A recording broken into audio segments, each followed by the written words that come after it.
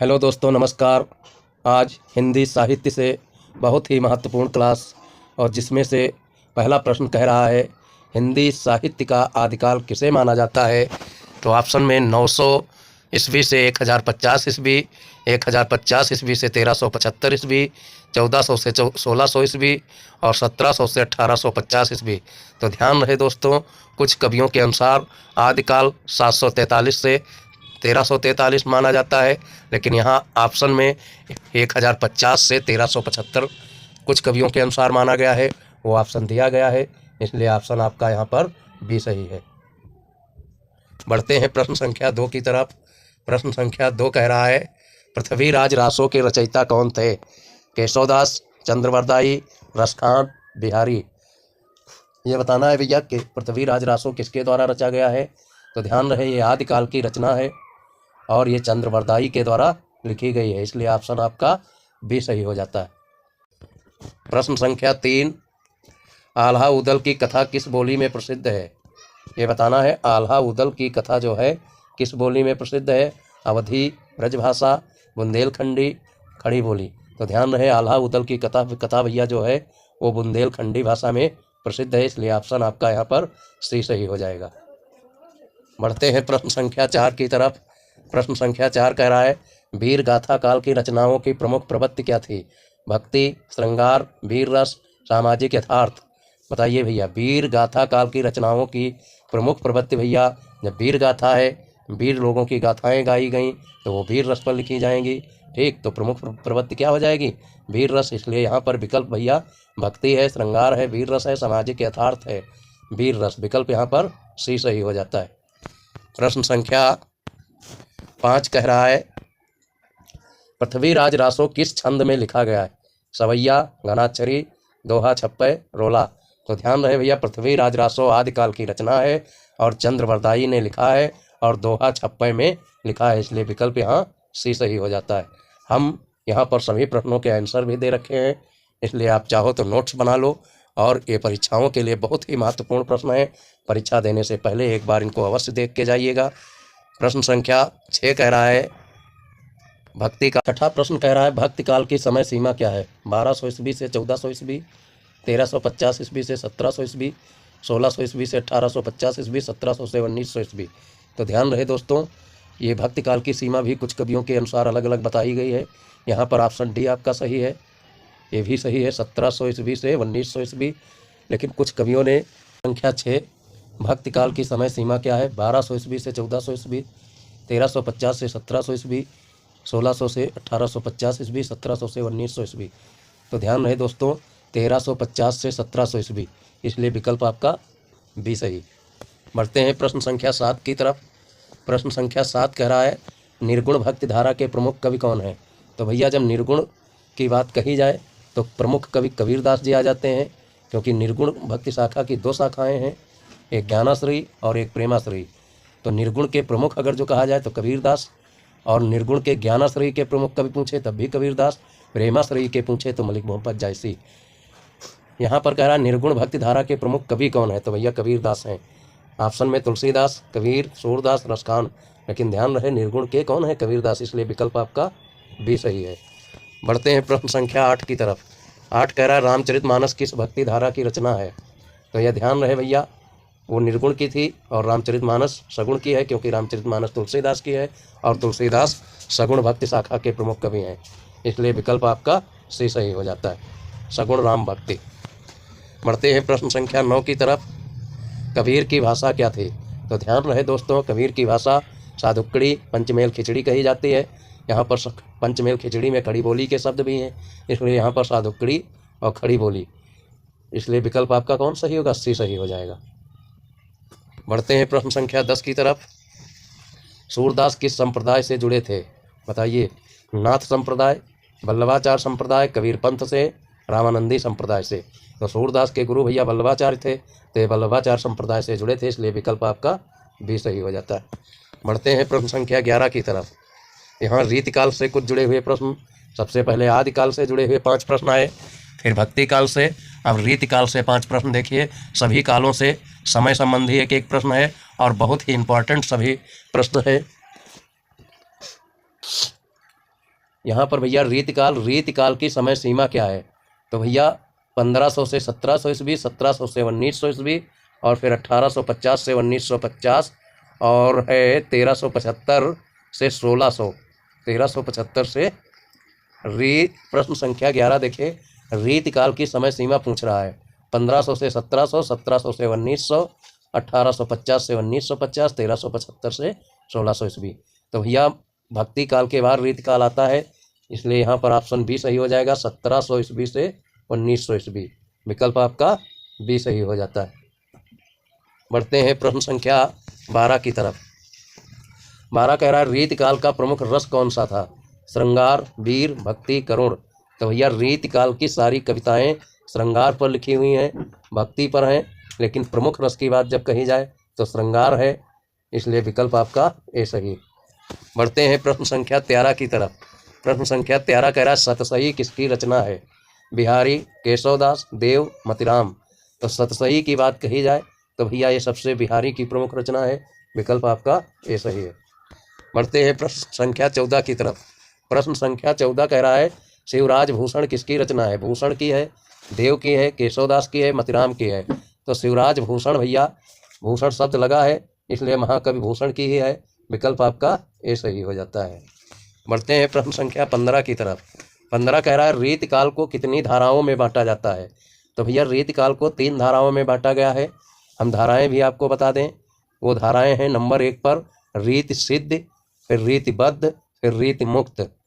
तो भैया रीति सिद्ध के प्रमुख कवि बिहारी जी माने जाते हैं, और 3 यहाँ पर धाराओं की बात कही गई है तो 3 में बांटा गया है, इसलिए विकल्प आपका बी सही है। प्रश्न संख्या 16 देखिए, ये आधुनिक काल से 5 प्रश्न हैं। आधुनिक हिंदी साहित्य का आरंभ कब से माना जाता है? 1600 ईस्वी से, 1700 ईस्वी से, 1850 से, 1900 ईस्वी। तो भैया आधुनिक हिंदी साहित्य का समय जो है, भारतेंदु हरिश्चंद्र का जन्म 1850 में हुआ है, तभी से माना जाता है। लेकिन कुछ कवियों ने 1868 से भी माना है, ये भी ध्यान रखिएगा। भारतेंदु जी का जन्म हुआ है 1850 में, तो कुछ कवि इसको 1850 से ही मानते हैं, लेकिन कुछ कवि ये 1868 से रचनाएं करते हैं, ठीक, तो तभी से ज़्यादा मानते हैं। तो जो ऑप्शन में हो दोनों सही हैं। और बढ़ते हैं प्रश्न संख्या 17 की तरफ। भारतेंदु हरिश्चंद्र को किस उपाधि से जाना जाता है? उपन्यास सम्राट, नाटक सम्राट, आधुनिक हिंदी साहित्य का जनक, आलोचना सम्राट। तो ध्यान रहे भैया, भारतेंदु हरिश्चंद्र हिंदी साहित्य के जनक कहे जाते हैं, आधुनिक हिंदी साहित्य के जनक। प्रश्न संख्या 18 कह रहा है सरस्वती पत्रिका का संपादन किसने किया? भारतेंदु हरिश्चंद्र, महावीर प्रसाद द्विवेदी, प्रेमचंद, सुमित्रानंदन पंत। तो भैया सरस्वती पत्रिका का संपादन किया है महावीर प्रसाद द्विवेदी ने, इसलिए विकल्प आपका बी सही है। बढ़ते हैं प्रश्न संख्या 19 की तरफ। छायावाद के 4 स्तंभ कौन हैं? भैया इसको मोस्ट इम्पॉर्टेंट लगा लीजिए, मोस्ट इम्पॉर्टेंट, क्योंकि ये स्तंभ छायावाद का बहुत पूछा जाता है। तो भैया प्रसाद जी हैं, पंत हैं, निराला हैं, महादेवी वर्मा जी हैं। पहला ही ऑप्शन सही है, प्रसाद द्विवेदी हैं ही नहीं, दूसरे में द्विवेदी दे दिया गया इसलिए गलत है, और भारतेंदु जी भी दे दिए गए। तीसरे में सी में भैया निराला जी हैं तो गुप्त जी को दे दिया गया, इसलिए गलत हो गया। और डी में महादेवी प्रसाद भारती जी को शामिल कर दिया गया, इसलिए गलत, इसलिए विकल्प यहाँ पर आपका ए सही है। 4 स्तंभ हैं। प्रश्न संख्या 20 देखिए। 20 कह रहा है कामायनी किसकी रचना है? बिल्कुल हर बच्चे को रटा होना चाहिए। कामायनी रचना छायावाद का महाकाव्य है और जयशंकर प्रसाद की है, और इसमें 15 सर्ग हैं। पहला सर्ग भैया चिंता है और लास्ट का सर्ग आनंद है, ठीक, ये ध्यान रहे। तो ऑप्शन में यहाँ पर जयशंकर प्रसाद पहले ही मिल जाते हैं। और देखिए यहाँ पर चारों छायावाद के नाम दिए गए हैं, इसलिए जल्दबाजी मत करिए। कामायनी जयशंकर प्रसाद की है, इसलिए विकल्प आपका ए सही हो जाता है। बढ़ते हैं प्रश्न संख्या 21 की तरफ। 21 कह रहा है उपन्यास व कथा पहचानना। हिंदी का पहला उपन्यास बताना है। हिंदी का पहला उपन्यास। प्रश्न संख्या भैया उपन्यास और कथा से जुड़े हुए हैं। 21 देखिएगा। हिंदी का पहला उपन्यास गोदान गबन परीक्षा गुरु सेवा सदन। तो हिंदी का पहला उपन्यास भैया परीक्षा गुरु माना जाता है, जो कि लाला श्रीनिवास दास का है। बहुत ही इंपॉर्टेंट क्वेश्चन है। बढ़ते हैं प्रश्न संख्या 22 की तरफ। 22 कह रहा है परीक्षा गुरु किसने लिखा? आ गया वही बात, परीक्षा गुरु किसने लिखा भैया? तो श्रीनिवास दास ने, विकल्प आपका बी सही, लाला श्रीनिवास दास। परीक्षा गुरु पहला उपन्यास है, इसलिए इसको याद रखिए, परीक्षा में पूछा जाता है और लाला श्रीनिवास दास ने लिखा है। प्रश्न संख्या 23 कह रहा है मुंशी प्रेमचंद को किस उपाधि से जाना जाता है?